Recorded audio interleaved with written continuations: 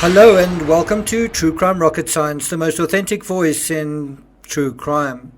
So a few hours ago, someone on YouTube who has previously hosted AWP on his channel said that he'd spoken to AWP on, quote, Thursday night, end quote. Thursday was October 6th, the day the Grey Use video came out with the enhancements from the Elder Hill fire tower. We'll deal with AWP's alleged unconfirmed statement, and I will put a link to where the person said that they'd spoken to AWP on Thursday night in the description. And I think one could speculate that the unconfirmed statement from AWP was a kind of response to the fire tower footage. What else would you talk about on Thursday night? What else would you talk about on October 6th? On the day that the Elder Hill fire tower footage came out? What else would AWP be thinking about themselves? But before we do, I want to look at a response from the FBI on this particular topic. Before we get to that, if you haven't subscribed to the channel, please do. By the way, I'll be putting some beautiful photos that Terry took and also video that Terry took at the Prosser Lake just yesterday. She's still there. She's still taking photos. I'll be putting that up through the course of this week. So if you're interested in that and you haven't subscribed, please do. Like, share, leave a comment. If you appreciate the content, you appreciate this channel, don't be afraid to hit the thanks icon. And let's get started. So we're going to take a look at the response from the FBI. Well, it's sort of the FBI. It's a retired FBI agent and law enforcement network analyst, Jennifer Coffindaffer. And yesterday she tweeted, quote, "What so many believed happened is caught on this video. Ali hasn't verified this is reliable, but they also didn't verify her belongings were at the bottom of Prosser Lake." Now, wasn't your impression that what so many believed happened wasn't what the footage showed? It's hard to know if she's saying that this is what she believed happened all along, but it seems also like a strange way of saying accident theory. Why would you not just say what so many believed happened? In other words, so many thought that this was an accident, well, that's now been caught on video. There does seem to be semantic games being played by a lot of people associated with this case. A month ago, Coffindaffer said that her needle had swung toward foul play. That was September 4th. She literally said those words, "My needle has swung toward foul play, re Kylie Rodney," meaning no killer on the loose, but rather those with depraved indifference. Yesterday, she seemed to support the footage as authentic. That's the video tower footage. That's the footage from the fire tower. That's the original footage, the first footage that came out, saying it sheds light on when, it sheds light on how, it sheds light on where she drove prior to entry, it sheds light on other vehicle activity. I found that very interesting. I felt like I'd known when, and I felt like I'd known about the how, and I felt like I'd known about where, but I didn't really know about the other vehicle activity, and I think that has definitely been an area we have learned something about. Then there's also a reference to foul play, but then also that is what so many believed happened. And then here is, she's not quite making a call on foul play except to add, she doesn't quite make a call, but then she says, who provided the substances that led to Kylie's intoxication? Is there liable persons who supplied the substances? I can't help it. That makes me want to say, with a bit of exasperation, damn it, Goose, pick a side. Now, coming back to a YouTuber who said that he spoke to AWP on October 6th, this is what he said verbatim. As I said, I've provided a link to that exact timestamp from that YouTuber in the description. And this is what he said. He said, "I talked to Doug Thursday night, and, I think that they have a lot more things than just the tow truck driver's story." Would be the way I would say it. And so some of the decisions and things they were saying wasn't based totally on that one guy's testimony, end quote. It's hard to really discern anything from that, except you sort of draw the inference that it sounds like AWP accept the footage as valid. I'm talking about this fire tower footage, right? It sounds like through inference that AWP accept the footage, and you'd think if they didn't, that that would be highlighted, that they would say that we don't really believe that. You'd think that they would say, I spoke to AWP and they said X, Y, and Z. Oh, and they didn't buy the UFO footage at all. But that's not what he says. It sounds like he's saying, number one, the fire tower footage is accepted as authentic by AWP. Number two, hence the tow truck guy's entire story falls away. Number three, which seems to be acknowledged that it's going to fall away, right? And then number four, now apparently the story that foul play exists has got more legs. We just don't know what they are, but we are waiting further information. Now, obviously, this is based on a not confirmed statement. This is what someone said that they claimed. They spoke to AWP, and by inference, one assumes from that statement that what I've just said. Now, on paper, this sounds almost reasonable and almost logical, except if you have a good memory, you know that Doug went onto this same YouTuber's channel, who now says there's more to than just tow truck guy's testimony. Well, 3 weeks ago, Doug said the following. He said, me telling you he's credible doesn't mean what he said is accurate, but he's insanely credible. Then at 1 hour, 33 minutes, 12 seconds, I'll put that link in as well, Doug goes on to say, he, meaning tow truck guy, is now becoming our story, and it's going to dictate what we do. Conveying that story to our worldwide supporters is critical. And yeah, he told me the story 3 times from memory. We had no reason not to trust him, end quote. Well, how about now? And that's kind of an open question. I would love to see the response to that. Now what? Do you still trust that testimony? Do you still take that as useful? Is it still useful or not? Because you can't have both. You can't accept the fire tower footage and hold on to the tow truck driver's story as credible. So which is credible and which isn't? I know what I think. I'm asking what you think and what you think they think or that they are saying. Also, I think it's quite interesting that it doesn't seem like anything has been said. I don't really follow it, but have AWP made any kind of statement yet? Or have they sort of remained silent? I also want to come back to the FBI. Whether you're getting your narrative from the FBI or AWP or both, you're still getting someone's interpretation, someone's opinion. The same applies to me.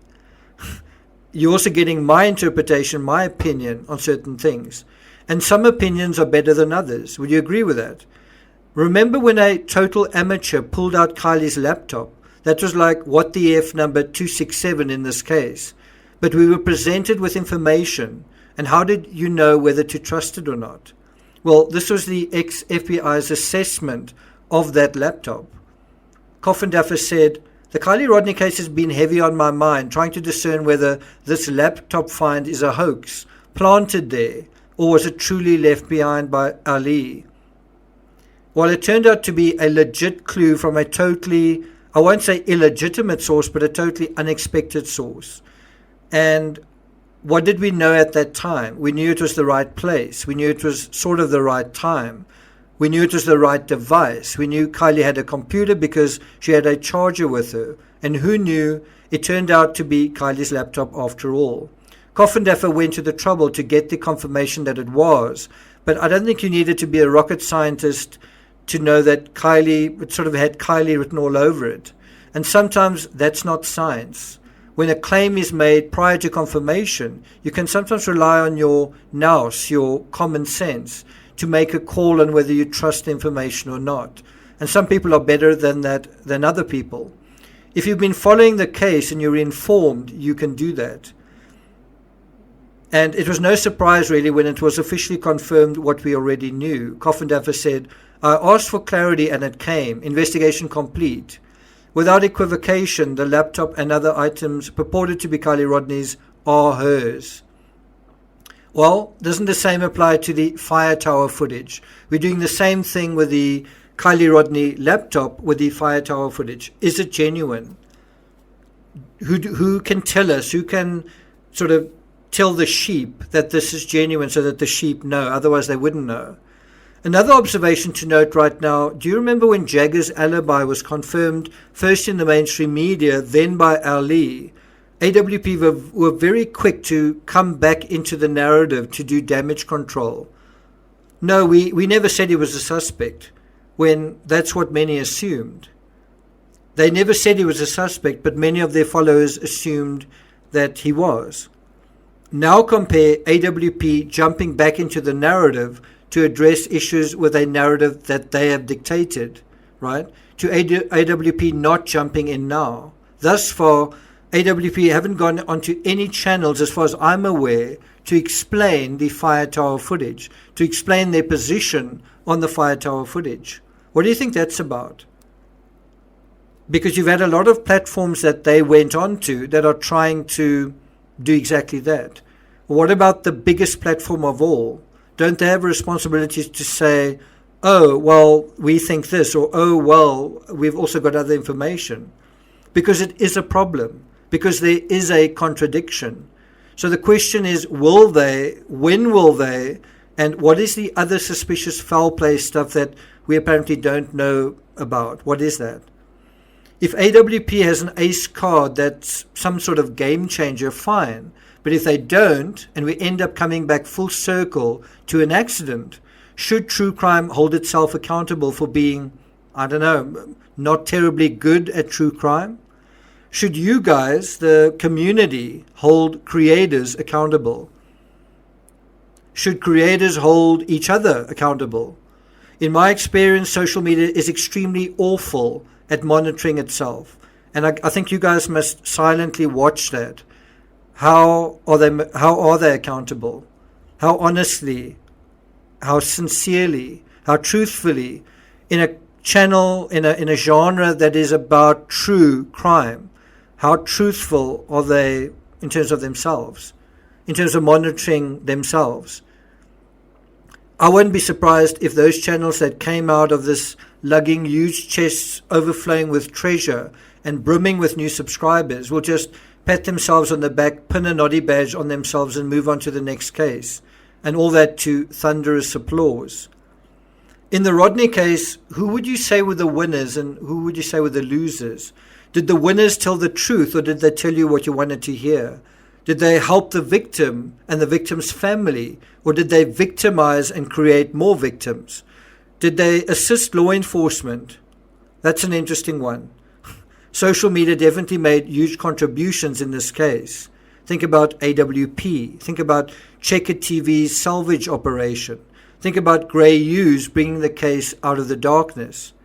But I think you can also argue that social media made a tragedy into a huge tumult of gloom and misery for the youth of a small town community.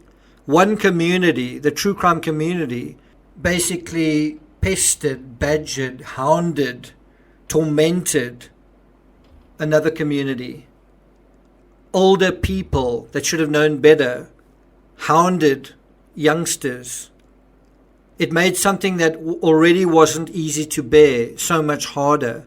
And I must say, someone tried to apologize for that and went even further, saying, although I'm apologizing, I just want you to know about these red flags as well. And I also want I want to confirm that I still think it's a shitty person. So I'm apologizing for hounding this person and accusing them of being dishonest.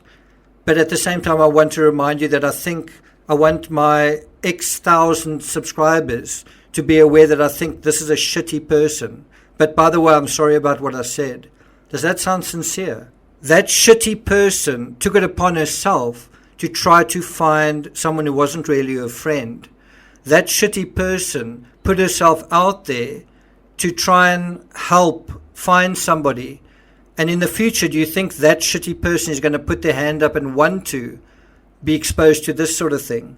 Do you think the lesson that shitty person learns is in the future to be a good Samaritan, or just to stay well enough away? So you can definitely argue that social media has turned a tragedy that was bad enough into a tumult of gloom and misery and murk and darkness. making something that was bad unnecessarily worse. And who participated in that? If it turns out to be an accident, do you think the months pushing the foul play theory helped Ali? Or do you think Ali shook their heads at some point and dismissed the true crime community as a bunch of lunatics? What do you think Ali thinks of us? What do you think Ali thinks about most of the people covering this case? Because Ali, one has a sense, is not engaged with this community by choice. And if the lesson fake crime has learned is that fake crime pays and true crime is passé, isn't that what we can expect in the next high-profile case? Is that what you want? Is that what true crime is now? Not true crime, but what I want to hear crime. If you accept that that's happening, what do you think that means for other things in our society today? Politics, for example. What does that mean in your life, in your relationships, to only get what you want, to only hear what you want to hear? Is that a kind of out-of-control narcissism, would you say? I mean, greed has been a big part of what drove the narrative in this case. Another thing is a particular psychology. And I want you to listen, please listen carefully. The other thing besides greed is a particular psychology. That psychology is being anal. What does being anal mean? An anal personality is someone with an extreme need to control their environment, and that includes you. That includes controlling other people. This personality was first described by Freud and linked to a child's attempts to get attention or approval from the parent. The child discovers that by doing things with excrement, it can exert power over its parent. Isn't that what's happening in true crime as well? Children throwing around excrement and people reacting. And people wanting more throwing around of excrement. From Very Well Mind, there's another description of the anal personality, and it highlights the following. Someone who's overly suspicious, someone who's stubborn, rigid, stingy in their thinking, someone who is obsessed in the way that they think about something, someone who has a passion for organizing and also for classifying objects. You've also always got to classify someone with this or that label. And you stick to those labels rigidly. You're obsessed with that and you're suspicious of that and you don't want to deviate.